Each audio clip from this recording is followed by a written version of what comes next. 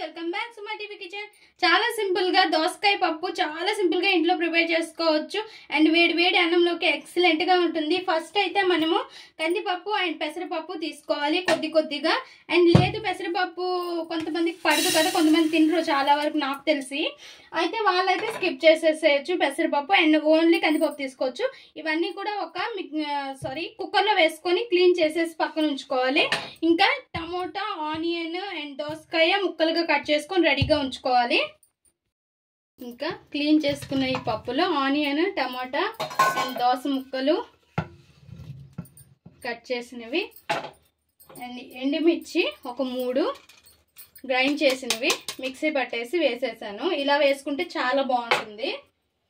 ఎండుమిర్చి అండ్ పచ్చిమిర్చి వేసే కన్నా ఇలా ఎండుమిర్చి వేసుకొని చేసుకుంటే టేస్ట్ అనేది చాలా డిఫరెంట్గా ఉంటుంది, చాలా బాగుంటుంది. అండ్ కొద్దిగా పసుపు, తగినంత ఉప్పు, రుచికి సరిపడా ఉప్పు కూడా వేసేసి తగినన్ని వాటర్ వేసేసి మూత పెట్టి ఒక 5 విజిల్స్ వరకు రానివ్వాలి. చూసారుగా ఫ్రెండ్స్, మన దోసకాయ పప్పు ఉడికిపోయింది బాగా. ఇంకా కొద్దిగా స్మాష్ చేసేసేయాలి, ముద్దకంతో స్మాష్ చేసేసి దీన్ని పక్కన ఉంచుకోవాలి. ఇందులో చింతపండు అయినా అండ్ లెమన్ జ్యూస్ అయినా వేసుకోండి, చాలా బాగుంటుంది. చింతపండు కన్నా లెమన్ జ్యూస్ వేసుకుంటే చాలా బాగుంటుంది. ఇలా చిన్నపాటి నిమ్మకాయలు ఒక 2 తీసుకొని పిండేసేయాలి ఇలా జ్యూస్ అనేది. ఇంకా స్టవ్ పైన ప్యాన్ పెట్టేసుకొని ఆయిల్ వేసుకొని పోపులన్నీ కూడా వేసేసుకోవాలి.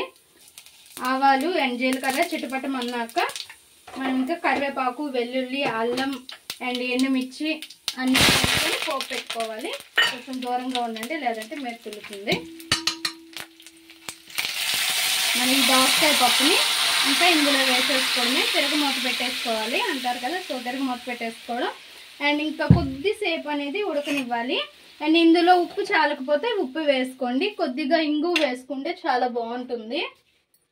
అండ్ కొద్దిగా ఇంగువ కూడా వేద్దాం, టేస్ట్ బాగుంటుంది. కొద్దిసేపు ఒక ఉడక అనేది ఉడకనివ్వాలి. పప్పు చాలా బాగుంటుంది. చాలా సింపుల్గా రెడీ అయిపోతుంది మన దోసకాయ పప్పు. చూసారుగా ఫ్రెండ్స్, ఒక ఉడకనిచ్చి ఇంకా మనం స్టాప్ చేసేసేయడమని. వంట రాని వాళ్ళు కూడా ఈ దోసకాయ పప్పు అనేది ప్రిపేర్ చేసుకోవచ్చు, చాలా సింపుల్గా ఉంటుంది. ఈ వీడియో మీకు నచ్చినట్లయితే లైక్ చేయండి, షేర్ చేయండి, మా ఛానల్ని సబ్స్క్రైబ్ చేసుకోండి, పక్కనే ఉన్న బెల్ సింబల్ క్లిక్ చేయండి. Please friends, like, share, subscribe more videos.